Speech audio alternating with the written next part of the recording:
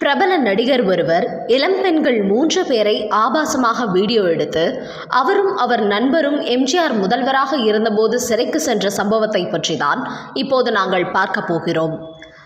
அந்த நடிகர் சுமன். இவர் ஆந்திராவைச் சேர்ந்தவர். ஆந்திராவில் நடிகர் பாலையா, வெங்கடேஷ், சிரஞ்சீவி போன்ற நடிகர்களுக்கு போட்டியாக வளர்ந்து கொண்டிருந்தார்.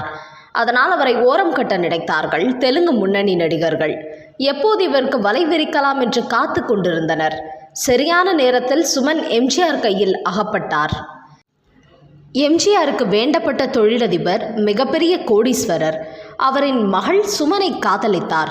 சுமன் படப்பிடிப்பில் இருக்கும் போதெல்லாம் அந்த தொழிலதிபரின் மகள் படப்பிடிப்புக்கு வந்து தன் காதலை வெளிப்படுத்துவார். ஆனால் சுமன் அந்த பெண்ணை தன் நண்பர் திவாகருடன் சேர்ந்து ஆபாச வீடியோ எடுத்து மிரட்டி பணம் கேட்டிருக்கிறார் என்று அந்த தொழிலதிபர் எம்ஜிஆரிடம் வந்து புகார் சொல்ல எம்ஜிஆர் சுமனை அழைத்து பேசியிருக்கிறார். ராமாபுரம் தோட்டத்தில் அந்த பேச்சுவார்த்தை நடத்தப்பட்டது.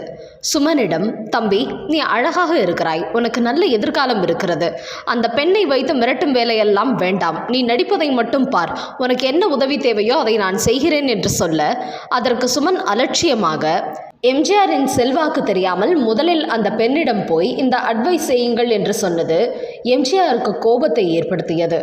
அடுத்த நாளே எம்ஜிஆர் முதல்வராக இருந்த டிஜிபியிடம் சொல்லி சுமன் நடத்திய வீடியோ கடையை அலச உத்தரவிட்டார். அதில் 3 இளம் பெண்களை அவர் படம் பிடித்து வைத்திருந்தார் என்ற செய்தி வர, சரி, இவரை உள்ளே தள்ளுங்கள் என்று எம்ஜிஆர் உத்தரவிட்டார். அதுவும் சாதாரண கைதிகள் இருக்கும் அறையில்தான் இருக்க வேண்டும், அந்த போட்டோ எனக்கு வர வேண்டும் என்று எம்ஜிஆர் உத்தரவிட்டார்.